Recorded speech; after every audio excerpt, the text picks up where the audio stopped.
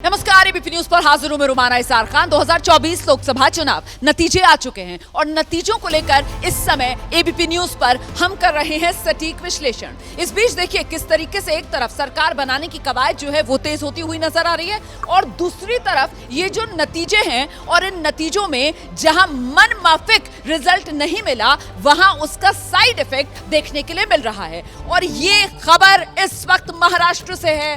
महाराष्ट्र में हार का साइड इफेक्ट इस रूप में देखने के लिए मिल रहा है कि बीजेपी का महाराष्ट्र में जो खराब परफॉर्मेंस रहा है उसके लिए देवेंद्र फडणवीस ने इस्तीफे की पेशकश कर दी है। महाराष्ट्र सरकार में डिप्टी सीएम हैं देवेंद्र फडणवीस, महाराष्ट्र के पूर्व मुख्यमंत्री रह चुके हैं, बीजेपी के बड़े नेताओं में शुमार राज्य में होते हैं। देवेंद्र फडणवीस कह रहे हैं मैं हार की जिम्मेदारी लेता हूं। इस्तीफे की पेशकश देवेंद्र फडणवीस की तरफ से की गई है, सुनाते हैं आपको।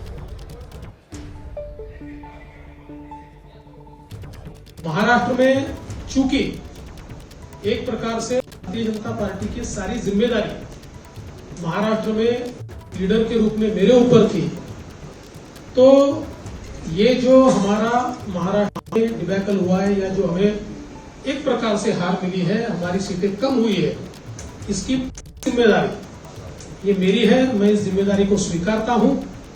कहाँ कमियां है उसको पूरा करने की कोशिश करूंगा। मैं भागने वाला आदमी तो हूं नहीं, और जोरों से मैदान में उतरूंगा और हमारी पूरी पार्टी को साथ में लेकर हम लोग वापस नई स्ट्रैटेजी तैयार करेंगे और नई स्ट्रैटेजी तैयार करके हम लोग जनता के बीच जाएंगे। जनता का विश्वास है, उस विश्वास को हम लोग संपादित करेंगे। अब ये खबर बहुत बड़ी हो जाती है। महाराष्ट्र में डिप्टी सीएम है देवेंद्र फडणवीस। देवेंद्र फडणवीस कर रहे हैं इस्तीफे की पेशकश। ऐसे में इसी साल के आखिर में महाराष्ट्र में होने विधानसभा चुनाव, कृष्णा ठाकुर का हम रुख करते हैं और जरा समझते हैं यहाँ सियासी समीकरण किस तरीके से बदलते हुए और नए समीकरण बनते हुए अब संकेत मिल रहे हैं देवेंद्र फडणवीस के इस इस्तीफे वाली पेशकश से। कृष्णा, देखिए रोमाना, बिल्कुल उत्तर प्रदेश के बाद अगर बीजेपी को सबसे करारी हार किसी दूसरे राज्य में मिली है तो वो राज्य महाराष्ट्र है। बीजेपी, आपको याद होगा कि चुनाव प्रचार के दौरान ये दावे कर रही थी कि उनको 45+ सीटें जो है वो मिलने जा रही है। लगातार उनके नेता इस बात का दमखम भर रहे थे, लेकिन जब नतीजे घोषित हुए हैं तो उनको जो है इस वक्त 14 सीटों का नुकसान हुआ है। बीजेपी को सिर्फ 9 सीटें मिली है। कांग्रेस राज्य में सबसे बड़ी पार्टी बनकर उभरी हुई है। और अगर महायुति के दूसरे पार्टनर की अगर बात करें जिनमें आपको बता दें कि एकनाथ शिंदे हैं और अजीत पवार हैं, तो उनका भी प्रदर्शन कुछ खास नहीं रहा है। भले ही एकनाथ शिंदे 7 सीटों पर जीत चुके हैं और अजीत पवार को महज 1 सीट पर जीत मिली है, लेकिन महायुति जो है इस प्रदर्शन से खुश नहीं है। और इसीलिए आज हमने देखा कि किस तरीके से पहले महाराष्ट्र बीजेपी कोर कमेटी की मीटिंग हुई है। लगातार 3 से 4 घंटे की ये मीटिंग हुई है जिसकी अध्यक्षता खुद देवेंद्र फडणवीस कर रहे थे। महाराष्ट्र बीजेपी के तमाम जो आला नेता है वो मौजूद थे। उसके बाद 4 घंटे की मीटिंग के बाद देवेंद्र फडणवीस पत्रकारों से जो है वो बात करते हैं और ये बात करते हुए वो कहते हैं कि जो महाराष्ट्र में हार मिली है वो उन्हें अंदाज़ा नहीं था और इस हार की नैतिक जिम्मेदारी लेते हुए वो इस्तीफे की पेशकश कर रहे हैं। वो कह रहे हैं कि मुझे सरकार से मुक्त किया जाए ताकि मैं जो साल के अंत में जो महाराष्ट्र में विधानसभा के चुनाव होने हैं उस पर पूरी तरीके से फोकस कर सकूं। महाराष्ट्र में ठाकुर, इस तमाम जानकारी के लिए जल्दी से एक रिएक्शन लेते हैं। यहाँ पर वरिष्ठ पत्रकारों का पैनल लगातार एबीपी न्यूज के इस इलेक्शन हेडक्वार्टर्स में हमारे साथ लगातार बना हुआ है। राकेश सर, ये देवेंद्र फडणवीस जिस तरीके से इस्तीफे की पेशकश कर रहे हैं, साल के आखिर में विधानसभा चुनाव महाराष्ट्र में होने वाले हैं, उसी को लेकर यहाँ पर ये नया सियासी गणित बिठाने की कोशिश है क्या? इसमें सबसे महत्वपूर्ण ये है कि देवेंद्र जी इस्तीफे की पेशकश किए हैं, ये इस्तीफे की पेशकश कराई गई है। कारण ये है कि जब सरकार बन रही थी तो देवेंद्र जी ने प्रेस कॉन्फ्रेंस करके कहा था कि हम सरकार का हिस्सा नहीं बनेंगे, लेकिन बाद में वो डिप्टी सीएम बने। तो इसलिए ये महत्वपूर्ण हो जाता है कि ये पेशकश किए नहीं है, ये पेशकश कराई गई है। और उसका बड़ा कारण ये है कि महाराष्ट्र में मराठा आरक्षण के मुद्दे का पूरा ठीकरा देवेंद्र फडणवीस के सिर पे फोड़ने की कोशिश हुई है। तो जो रिजल्ट आया है उसमें एक बड़ा फैक्टर माना जाता है मराठा आरक्षण के मुद्दे को मैनेज नहीं कर पाना। तो एनडीए तो अपनी तरफ और वही दूसरी तरफ महाराष्ट्र के अंदर जो सरकार चल रही है महायुति की सरकार, यहाँ पर उस पर क्या किसी तरीके का खतरा आपको नजर आ रहा है? वो भारी पड़ सकता है साइड इफेक्ट 24 चुनाव का उस पर? अभी फ़िलहाल मैंने कहा ना कि कुछ भी पहले दूसरे संदर्भ में भी मैंने यही कहा था कि अभी फ़िलहाल मुझे ऐसा कुछ दिखता नज़र नहीं आ रहा है। अभी एक ये कोशिश जो नैतिकता के आधार पर फडणवीस कह रहे हैं वो कह रहे हैं, लेकिन मुझे ये लगता है कि आप अगर भारतीय जनता पार्टी की राजनीति देखेंगे तो उस राजनीति में कहीं ना कहीं राष्ट्रीय स्वयंसेवक संघ का भी एक भूमिका होती है। और मुझे लगता है कि ये जितने भी धड़े हैं, ये जितने भी लोग हैं, वो वहाँ से सब अनुशासित रहते हैं। तो ये इनकी अपनी पेशकश है, मुझे ऐसा कुछ भी विखंडित होता हुआ नज़र नहीं आ रहा अभी। लेकिन मेरा सवाल यहाँ पर एक और बड़ा हो जाता है, और वो इस तरीके से कि भाई महाराष्ट्र में अगर देवेंद्र फडणवीस हार की जिम्मेदारी ले रहे हैं तो फिर तो कहीं ना कहीं कटघरे में डिप्टी सीएम साहब अजीत पवार जी भी आ जाएंगे ऑटोमेटिकली यहाँ पर। उनकी पार्टी का भी कोई बढ़िया प्रदर्शन तो रहा नहीं है। बिल्कुल बिल्कुल, पर मैं इसको दूसरे तरीके से देखता हूँ, क्योंकि ये जो है ना रीअलाइनमेंट होने का संभावना है, क्योंकि फडणवीस और उद्धव ठाकरे को वापस लाने का, बीजेपी के साथ वापस लाने का, और वहाँ पर ये जो दो एग्जैक्टली यही जानना चाह रही थी, जो आपने शब्द इस्तेमाल किया ना, रीअलाइनमेंट। क्या ये रीअलाइनमेंट के लिए ही ग्राउंड तैयार किया जा रहा है, क्योंकि इसी साल के आखिर में विधानसभा चुनाव होने? बिल्कुल बिल्कुल, और उसमें शुक्ला जी ने बोला था वो वहाँ पर जो कम्युनिटी है, वो शरद पवार का कम्युनिटी है, वो उसको भी एक तरह से वो स्थापित कर दिया है। बिल्कुल बिल्कुल बिल्कुल बिल्कुल, उसको एक तरह से सूदिंग ये देने के लिए है। ये सब जो रफल्ड फेदर्स है उसको एक तरह से सूदिंग करने के लिए ये बिल्कुल। देखिए, महाराष्ट्र के अंदर जिस तरीके के नतीजे रहे और महायुति को जिस तरीके का नुकसान, एनडीए को जिस तरीके का नुकसान महाराष्ट्र में उठाना पड़ा, उसके लिए कहीं ना कहीं ठीकरा जो है वो बीजेपी पर फूट रहा है। ये कहा जा रहा है कि साहब बीजेपी ने जिस तरीके की तोड़फोड़ वाली राजनीति महाराष्ट्र में की है, उसी का खमियाजा महाराष्ट्र में एनडीए को उठाना पड़ा है। तो ये तो महाराष्ट्र के अंदर जो सियासी डेवलपमेंट हो रहा है। और वहीं दूसरी तरफ बिहार वो राज्य जहां 40 लोकसभा की सीटें, वहां पर एनडीए ने बढ़िया प्रदर्शन किया है, लेकिन वो जो नीतीश कुमार वाला फैक्टर है बिहार में, वो किस तरीके से आने वाले समय में प्ले अप होगा, इसी को लेकर सबकी नजर है। और जरा एक तस्वीर आपको दिखाती हूं, पहले वीडियो और फिर तस्वीर।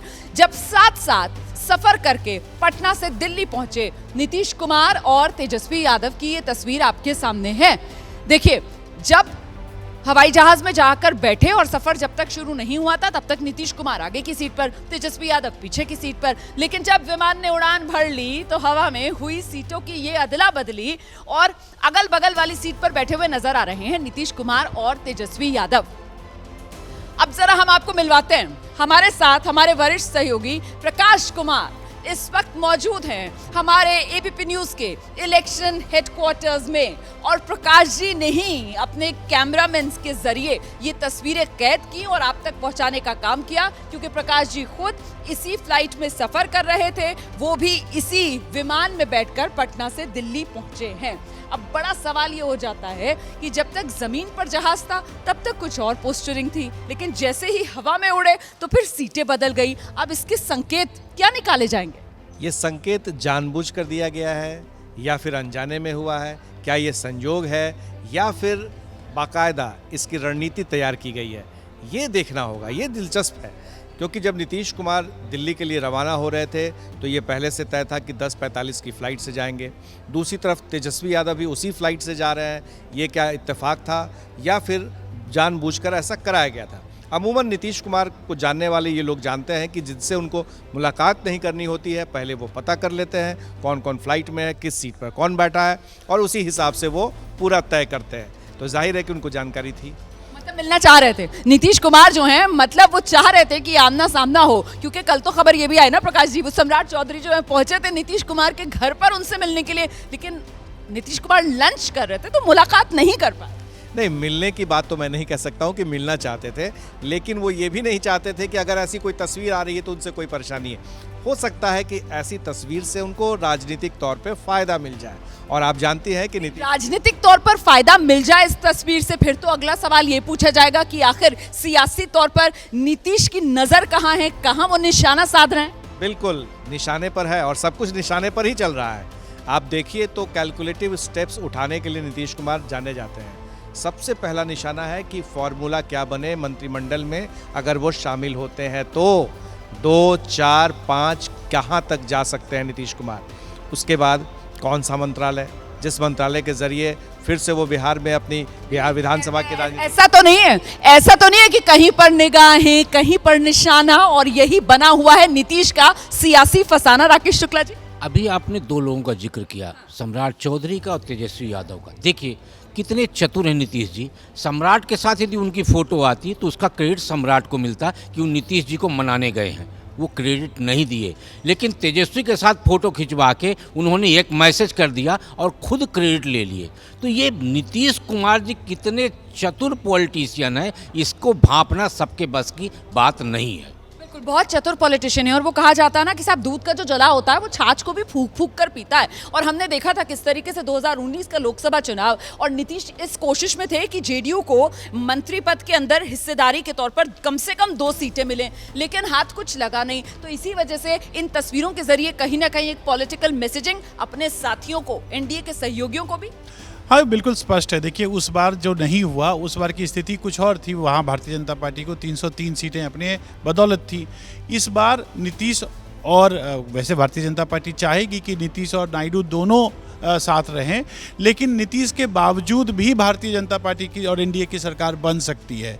तो मुझे लगता है ये एक मनोवैज्ञानिक दबाव बनाने की वो कोशिश कर रहे हैं और राजनीति में कई दफ़े सांकेतिक रूप से इसका महत्व होता है। दबाव बनाने की कोशिश कर रहे हैं नीतीश कुमार। प्रकाश जी, बिल्कुल, देखिए राजनीति जो है रोमाना वो नंबर गेम है। आप देखिए 2019 में नंबर गेम में नीतीश कुमार पिछड़ गए थे, उनको कोई पूछ नहीं रहा था, उनसे बात नहीं हो रही थी, यहाँ तक कि वो जगह जगह गए थे, लेकिन बावजूद इसके उनसे मुलाकात करने के लिए किसी ने कोशिश नहीं की। वो सिर्फ अमित शाह से मिलकर निकल गए थे। नरेंद्र मोदी भी उस समय नहीं मिले थे प्रधानमंत्री, और आज देखिए प्रधानमंत्री खुद फोन कर रहे हैं और तब वो दिल्ली आ रहे हैं। तो नंबर गेम है ये सब कुछ। नंबर गेम है सर, और नंबर गेम के जरिए ही जो उगता सूरज है उसी को हर कोई सलाम करता हुआ नजर आता है। और ऐसे में नीतीश का ये तेजस्वी यादव के साथ सफर आप किस तरीके से देख रहे हैं इसको, कुर्बान साहब? राजनीति संभावनाओं का खेल है और इस वक्त सौदेबाजी का बाजार गर्म है। गठबंधन की सरकार बननी है और इसलिए हर आदमी, जिसको अंग्रेजी में कहते हैं, अपना पाउंड ऑफ फ्लैश चाहता है। तो नीतीश कुमार भी ये संकेत दे रहे हैं कि साहब मेरे सारे ऑप्शंस खुले हुए हैं। नीतीश कुमार अपनी ताकत दिखा रहे हैं कि साहब देख लो मेरे पास ये भी विकल्प है। बीजेपी को गुड फील करा रहे हैं। आप देखिए खालिद अनवर, बीजेपी को गुड फील करा, गुड फील मतलब अपना पोजिशनिंग दिखा रहे हैं ना। अब खालिद अनवर से लेके और जमा खान, तमाम ऐसे नेता बयान दे रहे हैं कि नीतीश कुमार प्रधानमंत्री के लिए सबसे उपयुक्त हैं। आज का जो फ्लाइट का आपने फोटो देखा, ये क्या है? प्रेशर पॉलिटिक्स है। और नीतीश कुमार के लिए लालू यादव ने ठीक कहा था ना कि पेट में दांत है। तो नीतीश कुमार कब क्या करेंगे कोई नहीं जानता। तस्वीर वाला सस्पेंस खत्म करती हूँ, तस्वीर दिखाती हूँ जिसका मैं जिक्र कर रही थी ब्रेक पर जाने से पहले। ये है वो तस्वीर, प्रधानमंत्री नरेंद्र मोदी जब राष्ट्रपति भवन पहुंचे, राष्ट्रपति द्रौपदी मुर्मू से उन्होंने मुलाकात की और अपना इस्तीफा भी सौंपा। तो ये तस्वीर राष्ट्रपति भवन की अब से कुछ देर पहले की आपके सामने है। इस्तीफा सौंप दिया है प्रधानमंत्री नरेंद्र मोदी ने। 17वीं लोकसभा भंग करने का जो प्रस्ताव पास हुआ था उसकी जानकारी भी राष्ट्रपति को दे दी है। और अब दूसरी तरफ सरकार बनाने की हलचल तेज हो रही है। एनडीए की बैठक शाम 4 बजे होगी, लेकिन इंडिया गठबंधन जो है नंबर उसको मिला नहीं है, पीछे हटने को तैयार नहीं है। अभी भी कवायद तेज है इंडिया गठबंधन के भीतर, किसी तरीके से अब की बार कोशिश करके सत्ता तक पहुंचा जाए। और इसी को लेकर बड़ी खबर ये आ रही है कि इंडिया गठबंधन की बैठक शाम 6 बजे में होगी। 25 दलों के 30 नेता होंगे जो शाम 6 बजे बैठकर मंथन करेंगे। और ऐसे में कांग्रेस के नेता हैं नासिर हुसैन, उनकी तरफ से कहा जा रहा है कि अभी भी कांग्रेस ने उम्मीद छोड़ी नहीं है। सरकार बनाने को लेकर अभी तक वो विकल्प खुला हुआ मानकर चल रहे हैं। सुनिए।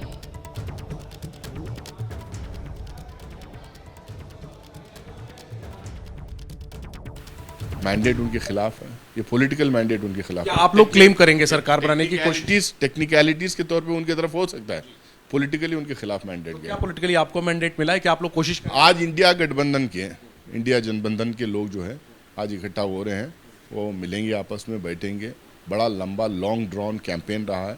पहले पार्लियामेंट इलेक्शन से पहले भी पार्लियामेंट के अंदर और बाहर ये तमाम मुद्दों को, ये अलायंस, ये इंडिया जनबंधन जो बना था, जो गठबंधन बना था, ये जो हो, ये गठबंधन इन इश्यूज़ को रेस किया था। और ये इश्यूज़ इलेक्शन का एजेंडा भी बना, देश के इलेक्शन का पॉलिटिकल नैरेटिव भी बना।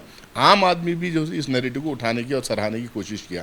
तो इलेक्शन को लेके, रिजल्ट्स को लेके डिस्कशन होगा और वे फॉरवर्ड, वे अहेड, आगे क्या करना चाहिए उसको भी लेके बातचीत होगी। कौन कौन लोग इसमें शामिल हो रहे हैं? ममता बनर्जी नहीं आ रही हैं, उद्धव ठाकरे नहीं आ रहे हैं, तो इसको लेकर सवाल भी उठ रहे हैं। नहीं, देखिए सारे पॉलिटिकल पार्टीज के रिप्रेजेंटेटिव्स आ रहे हैं। अब एक दो जगह कुछ हेल्थ रीजंस की वजह से कोई एक दो लीडर्स नहीं आ रहे हैं, बट उनके रिप्रेजेंटेटिव्स आ रहे हैं, पकड़ के सारे लीडर्स यहाँ पे आ रहे हैं, सारे प्रमुख नेता उनके आ रहे हैं। और कुछ दिन पहले भी एक बैठक हुई थी, तो उसमें काउंटिंग डे को लेके जो हमारे अप्रीहेंशंस थे उसको लेके इलेक्शन कमीशन में जाने की बात हुई थी, सतर्क रहने की बात हुई भी। अभी भी देखिए बहुत सारे, बॉम्बे की एक सीट पे हमारे एक कैंडिडेट को, इंडिया अलायंस के कैंडिडेट को जीत अनाउंस हो गई थी, उसके बाद पोस्टल बैलेट काउंट करके फिर जो है एनडीए के अलायंस को जीत उन्होंने दिया। तो इस तरह की बहुत सारी चीज़ थे, उस बार डिस्कस हुआ था, वो काउंटिंग के पहले की बात थी। अब रिजल्ट के बाद क्या डिस्कशन करना, मीटिंग में डिस्कस। उम्मीद है सरकार बनने की, क्या होगा ये तो भविष्य बताएगा, लेकिन क्या आपको डॉक्टर साहब उम्मीद है? देखिए आप भी जानते हैं, मैं भी जानता हूँ, सियासत में कुछ भी कभी भी हो सकता है। क्या इस सियासत में कुछ भी कभी भी हो सकता है, इसी उम्मीद के साथ कांग्रेस पार्टी जद्दोजहद करती हुई किसी तरीके से सरकार बनाने की कोशिशों में इंडिया गठबंधन के जरिए नजर आ रही है। इस वक्त की बहुत बड़ी खबर मैं आपको एबीपी न्यूज पर बताने जा रही हूं। सूत्रों के हवाले से जानकारी ये मिल रही है कि अब से कुछ देर पहले जब केंद्रीय कैबिनेट की बैठक चल रही थी, उस बैठक में प्रधानमंत्री नरेंद्र मोदी की तरफ से बड़ी बात कही गई है। प्रधानमंत्री नरेंद्र मोदी ने कहा है, राजनीति में उतार चढ़ाव आता रहता है। प्रधानमंत्री नरेंद्र मोदी ने कहा है, हमारी सरकार ने अच्छा काम किया, जीते हम हैं लेकिन दूसरे वाले उछल रहे हैं, हम आगे और भी बेहतर काम करेंगे, ये उम्मीद भी प्रधानमंत्री नरेंद्र मोदी ने जताई। पीएम कह रहे हैं, जीते हम लेकिन उछल दूसरे रहे। सीधे आपको लेकर चलते हैं, हमारे साथ हमारे सहयोगी अंकित गुप्ता इस वक्त हमारे साथ मौजूद हैं। अंकित, कुल मिलाकर आगे के लिए किस तरीके से आत्मविश्वास से भरे हुए प्रधानमंत्री नरेंद्र मोदी हैं, उसी का ये संकेत जो इस संदेश के जरिए सामने आ रहा है? जी बिल्कुल, देखिए आज जो काउंसिल ऑफ मिनिस्टर्स की बैठक हुई है उसमें प्रधानमंत्री ने बातें कही हैं और इसी तरह की बातें प्रधानमंत्री ने कल भी जो है जब जीत के बाद में संबोधित किया था कार्यकर्ताओं को, उस दौरान भी जिक्र किया था। प्रधानमंत्री ने साफ तौर पर कहा था कि इंडिया गठबंधन की जितनी सीटें हैं उससे ज्यादा अकेले सीटें तो बीजेपी की हैं, लेकिन फिर भी वो लोग जश्न मना रहे हैं, ऐसे दिखा रहे हैं कि उनकी बहुत बड़ी जीत हुई है। और आज जब काउंसिल ऑफ मिनिस्टर को उन्होंने संबोधित किया है, क्योंकि ये जो 7वीं लोकसभा थी उसकी आखिरी काउंसिल ऑफ मिनिस्टर, उसके बाद में प्रधानमंत्री ने उसको लोकसभा को भंग करने के लिए राष्ट्रपति से सिफारिश भी कर दी है, लेकिन उस दौरान इतना जरूर कहा कि हमने जनता के हित में काम किए हैं, आगे भी करते रहेंगे, भले ही विपक्ष कुछ भी कहता रहे, लेकिन जनता ने हमारे ऊपर विश्वास जताया है, एनडीए गठबंधन पर विश्वास जताया है और हम उस विश्वास पर खरा उतरेंगे। तो एक तरह से अपनी टीम, जो टीम मोदी थी 17वीं लोकसभा में, उसका मनोबल को बढ़ाने का काम किया है और आगे का संदेश दिया है।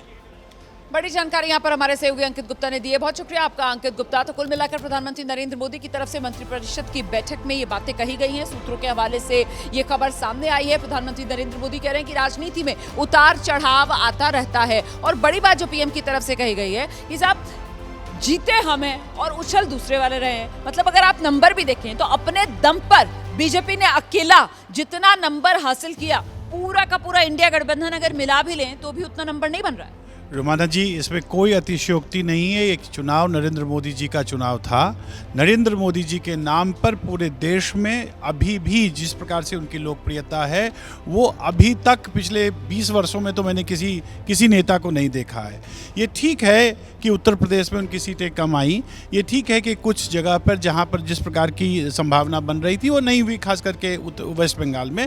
लेकिन ये भी सच है कि कई नए राज्य उनके पास आए हैं और ये पूरी जीत नरेंद्र मोदी की जीत है, मेरा तो यही ख्याल है। बिल्कुल, तो कुल मिलाकर इसको राजनीति में उतार चढ़ाव के तौर पर ही देखा जाए। बिल्कुल, देखिए यदि बनारस यदि इपिक सेंटर है और पूर्वांचल में देखिए तमाम सीटें बीजेपी लूज की भी, प्रधानमंत्री मोदी का मार्जिन 1,52,000 जो पिछली बार 4 लाख के आसपास से चुनाव जीते थे, तो ये कहीं न कहीं सबसे बड़ा चैलेंज रोमाना जी मुझे लगता है कि आगे के समय में उत्तर प्रदेश होने जा रहा है। और देवेंद्र फडणवीस जिस प्रकार से इस्तीफे के पेशकश किए हैं, मुझे लगता है कि ये कहीं परिपाटी न बन जाए भाजपा के लिए कि तमाम उन मुख्यमंत्रियों पर दबाव बने जिनके राज्य में भाजपा परफॉर्म ठीक से नहीं कर पाई है।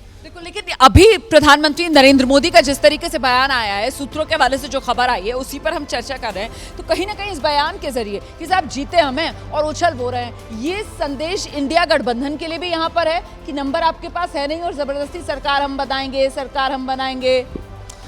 देखिए, ये एक तरह से उन्होंने कटाक्ष किया है और ये जैसे अभी चंद्रचूड़ जी बोल रहे थे, ये सच्चाई है कि देश में नरेंद्र मोदी की लोकप्रियता है। टिकट किसको दिया जा रहा है इससे उनको कोई लेना देना नहीं, लेकिन उन्होंने 240 सांसद जितवाए हैं। अब एक सबसे इम्पॉर्टेंट ये है कि आज सवेरे उन्होंने एक वृक्ष माँ के नाम अभियान शुरू किया।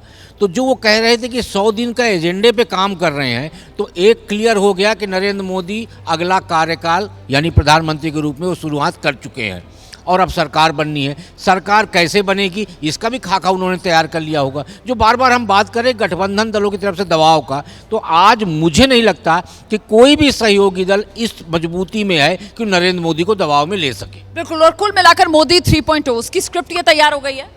बिल्कुल, मुझे ये लगता है कि इसमें सिर्फ सामान्य उतार चढ़ाव नहीं है। आप देखिए, चुनाव में जो वादे किए गए, भाजपा का जो प्लैंक है वो तब तक पूरा नहीं होता है जब तक कि वो अपने बहुमत पे नहीं हो। क्या आपको लगता है नीतीश कुमार, चंद्रबाबू नायडू, जो कि उनका हिंदुत्व का प्लैंक है, उस पर उतना इजी कंफर्टेबल रहेंगे? नहीं रहेंगे, और उनके बिना वो सरकार नहीं चला सकते। यहाँ तक कि पासवान को भी, चिराग पासवान को भी साथ लेना उनके लिए सामान्य नहीं होगा, आसान नहीं होगा। उनकी तमाम मांगे मानते रहना पड़ेगा, पूरे 5 साल तक चलाना पड़ेगा। हिंदुत्व वाला कौन सा प्लैंक जिस पर आपको लगता है कि नीतीश कुमार को आपत्ति होगी? अनुच्छेद 370 वाला जब फैसला लिया गया था तो जेडीयू तो साथ में थी तब। देखिए, ये कहा गया था चुनाव प्रचार के दौरान भी कि ये अगर 400 सीटें आती हैं तो हम बाकी जो मंदिर हैं, चाहे वो काशी हो, मथुरा है, उन सबको बनाने के लिए करेंगे। नहीं, एजेंडा नहीं था और ना घोषणा पत्र में काशी और मथुरा का कोई जिक्र था, कोई जिक्र नहीं था। वो बात ठीक है आपकी कि घोषणा पत्र में नहीं था, लेकिन क्या आपको लगता है कि जो हिंदुत्व के प्लैंक पे बीजेपी ने चुनाव लड़ा, बार बार प्रधानमंत्री मोदी खुद मंच से कहते रहे कि ये आए तो मुसलमानों को ऐसा करेंगे, आपको लगता है कि उतने कंफर्टेबली वो चला पाएंगे? मुझे लगता है आपका अपना एनालिसिस है, क्योंकि मुसलमानों को लेकर प्रधानमंत्री नरेंद्र मोदी जो हैं उन्होंने बहुत क्लियर कट कहा है कि देश के जो नागरिक हैं उनमें वो हिंदू, मुसलमान और धर्म के आधार पर तो कम से कम भेदभाव करते नहीं हैं। बिल्कुल, कल का स्पीच आप सुनिए, उसमें भी उन्होंने सबका साथ सबका विकास वो मुद्दे पर उन्होंने स्ट्रेस दिया है। तो अभी जो कोएलिशन पॉलिटिक्स के लिए वो he wants to show that he is good at coalition politics also. पहले आप देखें वो इन्होंने बताया था वो कोएलिशन अटल बिहारी वाजपेयी नहीं है, मोदी अटल बिहारी वाजपेयी नहीं है, उनका जो इमेज है वो नहीं है, पर he will prove it that he is also as good as doing coalition politics. ये एक नया अनुभव होगा प्रधानमंत्री नरेंद्र मोदी का, क्योंकि अभी तक 2014, 2019 की सरकारें हो, बीजेपी का बहुमत अपने दम पर था, लेकिन इस बार बीजेपी के पास वो मैजिकल नंबर है नहीं और आपको कहीं ना कहीं सहयोगियों को उनको अपने साथ लेकर चलना पड़ेगा या फिर उनके साथ कदमताल करना होगा। ये मैसेज आ गया है चंद्रबाबू नायडू की तरफ से। अब वो हिंदू मुसलमान नहीं कर पाएंगे, उन्होंने कह दिया है कि ये सेक्युलर मुल्क है और जो कॉन्स्टिट्यूशन की स्पिरिट है उसके तहत ही आपको चलाना पड़ेगा। तो नरेंद्र मोदी जी के लिए अब सही मायनों में गठबंधन सरकार चलाना एक नई चुनौती होगी। बिल्कुल, हम सीधे जरा दर्शकों को लेकर चलते हैं। हमारे सहयोगी अंकित गुप्ता इस वक्त हमारे साथ मौजूद है और अंकित जहां पर मौजूद हैं वो दरअसल इस समय नीतीश कुमार का आवास है। निकल रहे हैं नीतीश कुमार, अंकित, अपने आवास से। जी बिल्कुल रोमाना, नीतीश कुमार निकल रहे हैं एनडीए की बैठक के लिए और देखिए सीधी तस्वीरें आपको दिखा रहे हैं कि इस वक्त जो नीतीश कुमार आगे वाली सीट पे बैठे हुए हैं और नीतीश कुमार एनडीए की बैठक के लिए यही इशारा करते हुए कि वहां चलते संजय झा और ललन सिंह पीछे वाली जो सीट पे बैठे हुए हैं और नीतीश कुमार लगातार यही इशारा करते हुए कि प्रधानमंत्री आवास के लिए एनडीए की जहां बैठक होनी है वहां के लिए निकल रहे हैं। तो लेकिन महत्वपूर्ण क्या है, नीतीश कुमार अकेले नहीं जा रहे हैं, उनके साथ में संजय झा और ललन सिंह जो है, 2 नेता जो है उनके साथ में मौजूद हैं और उन्हीं की गाड़ी में मौजूद है। ललन सिंह वो नेता जो कि इससे पूर्व जो है जेडीयू के अध्यक्ष थे, कहा जा रहा था कि उनको हटाने की वजह भी ये कही थी कि वो नीतीश कुमार बीजेपी के साथ आ सके, और संजय झा जिनके लिए कहा जाता है कि वो बीजेपी के ज्यादा करीबी हैं। तो इस वक्त नीतीश कुमार, संजय झा और ललन सिंह ये तीनों निकले हैं एनडीए की बैठक के लिए जो कि शुरू होनी है। जरा सा आपसे क्लैरिटी चाहूंगी, अंकित गुप्ता, ये बताइए कि पहले कहा जा रहा था कि नीतीश कुमार बिहार भवन जाएंगे पहले, तो क्या यहां से नीतीश कुमार पहले बिहार भवन जाएंगे और फिर वहां से एनडीए की बैठक में शामिल होने के लिए जाएंगे, या सीधे अब प्रधानमंत्री आवास जहां पर होनी है एनडीए की बैठक वहीं के लिए रुख किया है नीतीश कुमार ने संजय झा और ललन सिंह के साथ? रोमाना, जब नीतीश कुमार से हम लोगों ने जो सवाल पूछने की कोशिश की है तो नीतीश कुमार ने सीधे ये कहा बैठक बैठक, इस तरह से करके जो है वो यहाँ से निकले हैं, तो उनका इशारा यही था कि वो सीधे बैठक लिए जा रहे हैं। और वैसे भी समझा जा सकता है, जरा सा आपको रोकूंगी अंकित गुप्ता, आप सही कह रहे हैं, सीधे एनडीए की बैठक के लिए ही नीतीश कुमार निकले हैं, क्योंकि वहां दूसरी तरफ चंद्रबाबू नायडू जो हैं वो भी निकल रहे हैं। और अब इन सभी नेताओं का रुख जो है वो प्रधानमंत्री आवास की तरफ है, क्योंकि प्रधानमंत्री आवास में ही एनडीए की बैठक होनी है। और शाम 4 बजे का वक्त, आज सुबह ही एबीपी न्यूज पर हमने आपको ये खबर दे दी थी कि शाम को 4 बजे एनडीए की बैठक प्रधानमंत्री आवास पर, और साथ ही साथ जानकारी ये भी निकल कर आई थी सूत्रों के हवाले से कि इसी बैठक में तय हो जाएगा कि अगली सरकार की रूपरेखा क्या रहेगी, जिसके बाद शाम होते होते ही एक बार फिर से राष्ट्रपति भवन में जाकर राष्ट्रपति से मुलाकात कर नई सरकार के गठन के लिए दावा भी कर दिया जाएगा। तो फिलहाल एनडीए की बैठक में शामिल होने के लिए एक तरफ आप देख रहे हैं नीतीश कुमार निकले हैं, दूसरी तरफ आप देख रहे हैं चंद्रबाबू नायडू भी निकल रहे हैं। और नीतीश और नायडू ये दोनों महत्वपूर्ण इसलिए हो जाते हैं क्योंकि दोनों रीजनल पार्टीज के नेता हैं और दोनों इस समय नंबर्स जिस तरीके के इन दोनों के दलों को मिले हैं इस बार के लोकसभा चुनाव में, आ गए हैं किंग मेकर की भूमिका में। बीजेपी को अपने दम पर बहुमत मिला नहीं है, लेकिन एनडीए में साथ मिलकर चुनाव लड़ा और ऐसे में साथियों के साथ वो जादुई आंकड़ा बहुमत वाला बीजेपी ने हासिल कर लिया। 293 एनडीए का नंबर, इंडिया का नंबर 234, और एनडीए की बैठक के लिए अब ये क्षत्रप निकलते हुए नजर आ रहे हैं। हमारे साथ एक्सपर्ट्स का पैनल लगातार बना हुआ है। नीतीश कुमार जब पटना से दिल्ली आए तो साथ में संजय झा थे, और अभी जब जा रहे हैं एनडीए की बैठक में शिरकत करने के लिए तो ललन सिंह भी उसी गाड़ी में सवार हैं। तो मतलब कम से कम मंत्रिपरिषद में 2 मंत्रालय तो मांगेंगे। बिल्कुल ये बात साफ है रोमाना कि मुख्यमंत्री नीतीश कुमार बतौर राष्ट्रीय अध्यक्ष जेडीयू के वो जा रहे हैं। अब उन्हें फैसला लेना होता है कि आखिर वो क्या करने वाले। 2019 की बात मैं बार बार इसलिए करता हूं क्योंकि 2019 में आरसीपी सिंह उस समय में थे साथ में और ललन सिंह थे, और ये इन दोनों को नीतीश कुमार मंत्री बनाना चाहते थे, लेकिन उस समय में एक पद ऑफर हुआ था। अब फिर वही परिस्थिति है, एक तरफ राज्यसभा सांसद संजय झा हैं, दूसरी तरफ पूर्व अध्यक्ष ललन सिंह हैं। तो ऐसे में सिर्फ 2, क्योंकि दोनों अगड़ी जाति से आते हैं, तो क्या नीतीश कुमार इन दोनों को ही सिर्फ मंत्री बनाएंगे? क्या 2 नंबर ही होंगे? मंत्री बनने की बात तब आएगी जब ये फैसला हो जाएगा कि सरकार को समर्थन देने के मामले में उन्होंने क्या बार्गेन किया है। क्या वो सरकार के अंदर रहेंगे या बाहर रहेंगे? अंदर रहेंगे तो किन शर्तों पर रहेंगे?